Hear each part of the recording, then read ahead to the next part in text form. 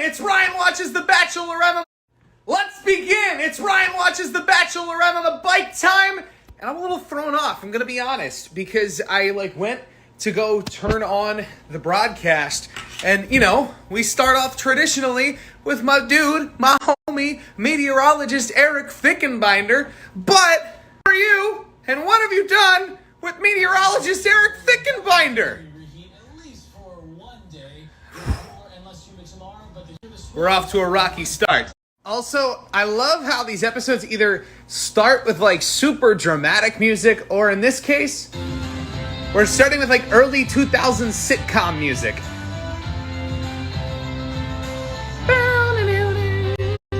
Where's the laugh track? Yeah, it was pretty tight in that room with that last rose. Yeah, it was pretty tight in that room. There's that rose. Okay, I was about to make a comment, but then Tremaine came on the screen, and we finally are getting names, and his job is Crypto Guy.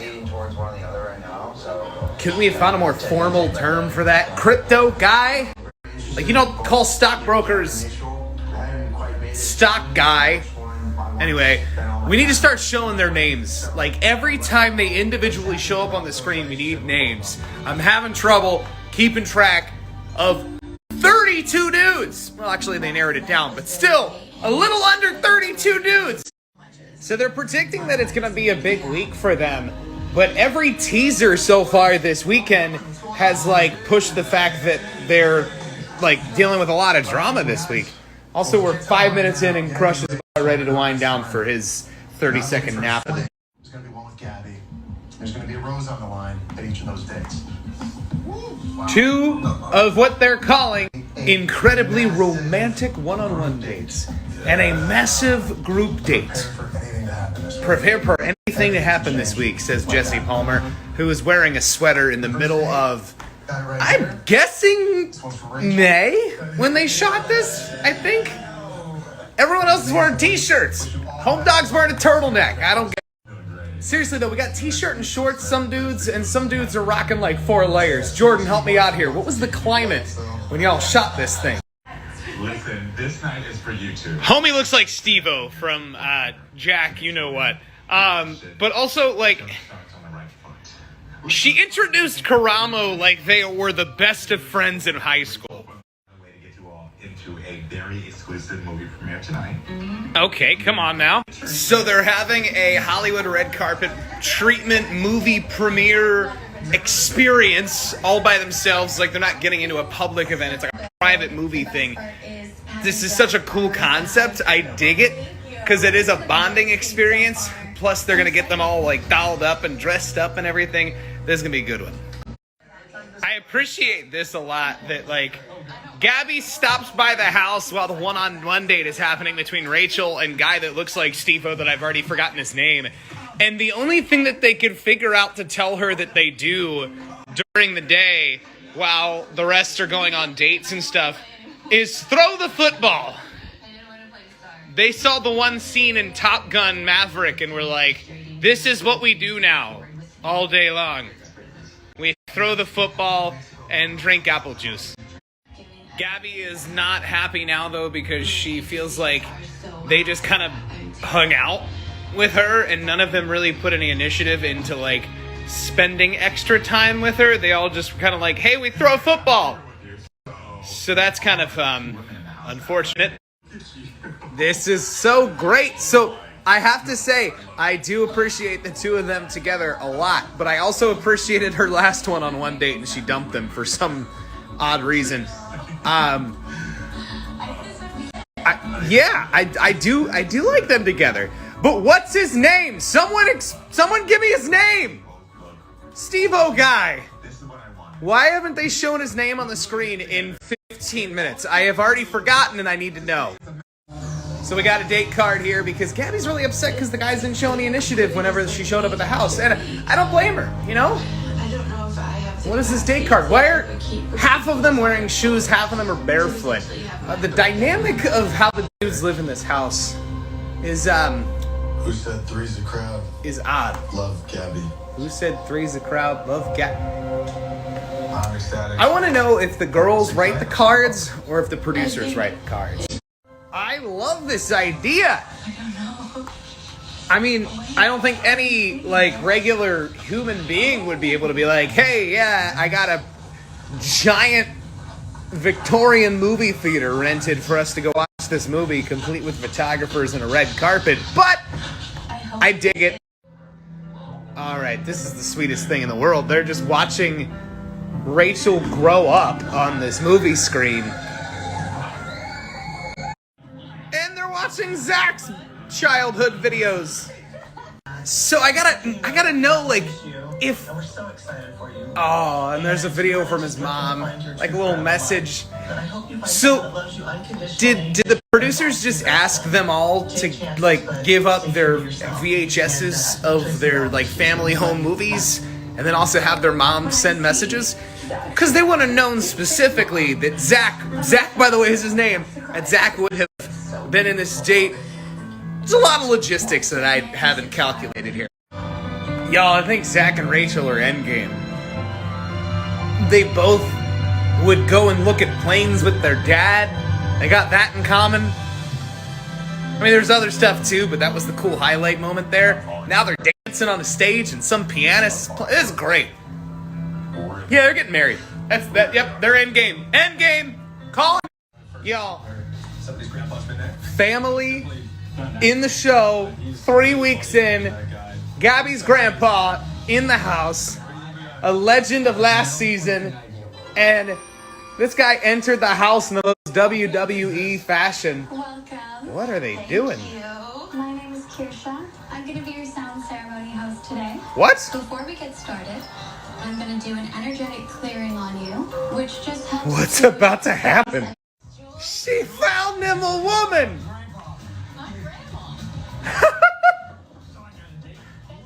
I love it.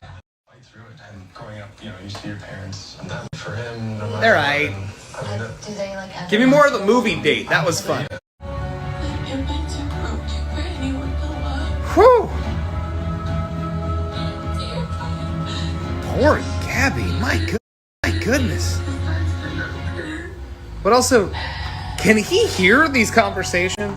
Get deeper and deeper. I do appreciate these two got very vulnerable and kind of opened up the fact that, like, Gabby's not the most comfortable with this experience. He wants to be more open to her, but also is scared of the experience. I appreciate the contrast between the two one-on-ones tonight. The first one being very pomp and circumstance and then emotions on the line. And this one being very just like fun. Let's go hit up some bowling with my grandpa and then cry.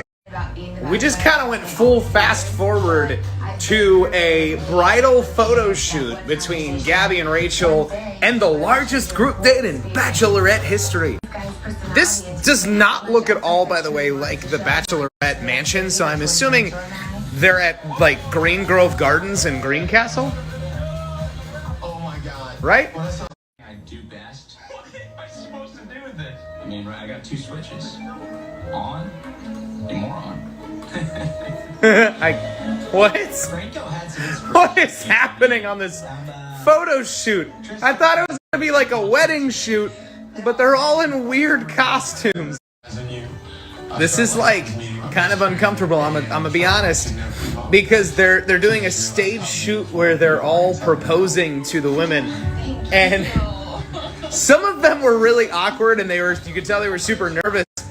This dude just, like, unraveled his heart on Gabby, and, like, I think this is, like, that should have just been the end. They should have been endgame right there. So, we've seen two guys so far in the last 2 minutes go to Gabby and say their intentions are to date Rachel. And look, I appreciate the honesty just as much as Gabby is vocalizing that she's appreciating the honesty, but my goodness, I feel like the producers are doing Gabby dirty in this episode, and it's making me worried that I'm thinking that Rachel's going to be the only one that ends up actually finding somebody this season. I'm not a huge fan of that, to be honest, because Gabby seems great. She seems fantastic. But, like, all the guys are just kind of like, hey, you look great and everything, but, like, going after Rachel, and I just want to make sure you're aware of that. Which is great. It's good to kind of, like, that they're creating that honest separation or something, but, like, none of them are talking to Gabby with the intention of like, hey, I want to learn more about you. They're just like, hey, I want to actually go talk to Rachel. So, like, there are 2 roses for this group date. Very dramatic entrance. And, like, Thank you. who does she give who does Gabby give a rose to? They all just went to her and were like, hey, I don't really want to date you. Please give Nate the group date rose, Gabby. 100%.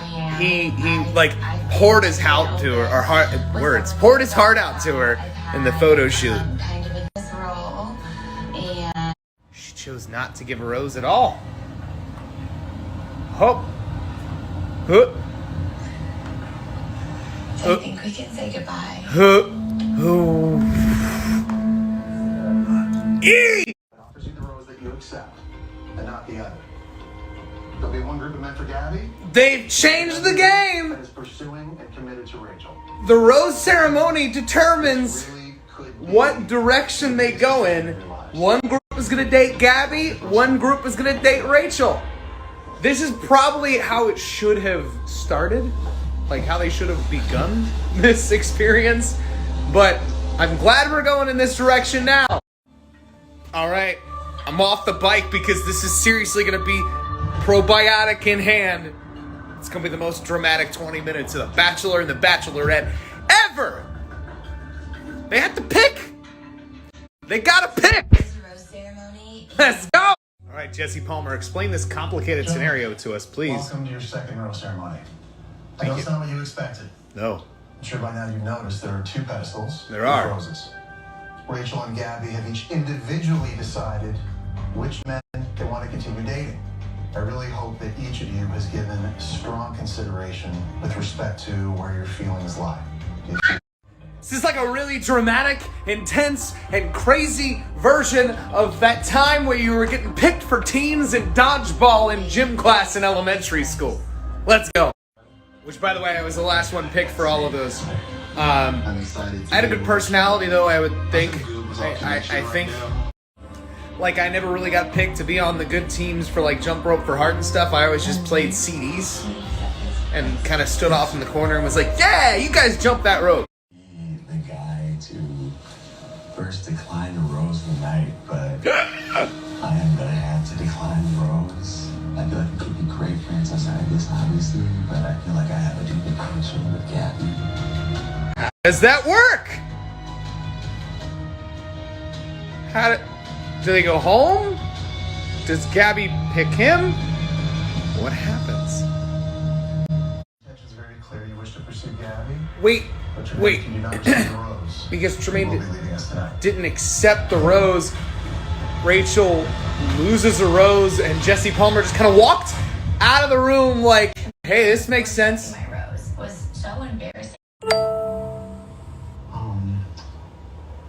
Unfortunately, I don't think I can. I just don't think I'm the right one for you. That's okay, thank you. Again, I do have to take your rose. This is chaos! Jesse just walks in the room and is like, alright, well, gotta swipe that thing from you, sorry. I'm sorry. I cannot. I'm here for Gabby. I just have to go off my heart. I'm sorry. Appreciate it. No, thank you. Here comes Jesse! Incoming Jesse Palmer to take another rose! Say no? Ah! Alright, well, we got the final rose for each of them. Michael, will you accept this rose? Yes, I will. Michael accepts Gabby's rose. Gabby is done for the night. She has chosen her team. Love is what I'm here for. I'm ready to walk Well, out and leave. I'm ready to be done. So now we find out, is she going to get rejected with her final rose? Is it going to get taken away from her by Jesse Palmer once more? Let's find out together. Unless they go to commercial.